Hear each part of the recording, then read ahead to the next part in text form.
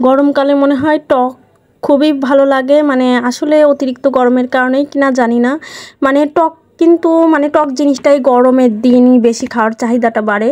তো আর এই যেহেতু এখন গরমকাল আর আমের টাইমে কাঁচা আম মাখা খেতে কিন্তু ভালোই লাগে, তো সেটা যে গাছেরই হোক। আসসালামু আলাইকুম, welcome back to my new blog. তো আজকে আম মাখা খাবো সবাই মিলে। এই যে দেখো আম কত বড় বড়, তো এটা আমাদের গাছ না আর কি, তো আম পাড়া হবে। আর যেহেতু এই আমগুলা পাকলে অনেক মিষ্টি হয়, তো এজন্য আমরা অল্প মানে কিছু আম পারবো আর কি, মানে পেরে মাখায় খাবো। কাঁচা আমের অন্য রকম টেস্ট, যেটা আর টক তো কোনো কথাই নাই। টক লাভার কে কে আছো সেটাও জানিও। আর আমার তো টক খেতে খুবই ভালো লাগে, খুবই প্রিয় আর কি। ভালো লাগে এক জিনিস, প্রিয় এক জিনিস, তো আমার ভালোও লাগে আবার প্রিয়। টক ঝালটা অতিরিক্ত না, আর টকটা খুবই ভালো লাগে।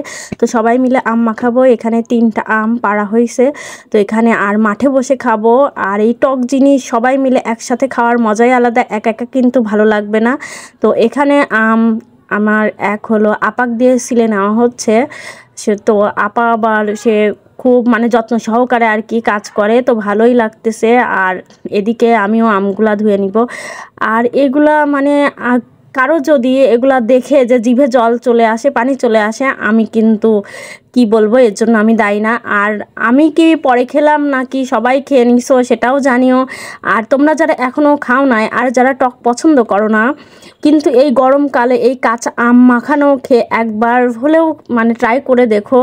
স্যাঁচা এক জিনিস, পাটায় আর মাখানো এক স্বাদ, মানে দুইটা দুই রকম স্বাদ। তো এখানে কুচি কুচি করে নিলাম, আজকে আমরা মাখাবো আর কি, এজন্য কুচি কুচি করলাম। আর মানে এই টক এখন যে আমি বলতেছি, আমি এখনও মনে হচ্ছে খাই। আর এদিকে ঝাল বানায় রাখা হয়েছে, ফুপু ঝাল বানায় রাখছিল, তো সেটার সাথে আর একটু লবণ মেশাবো আর কি।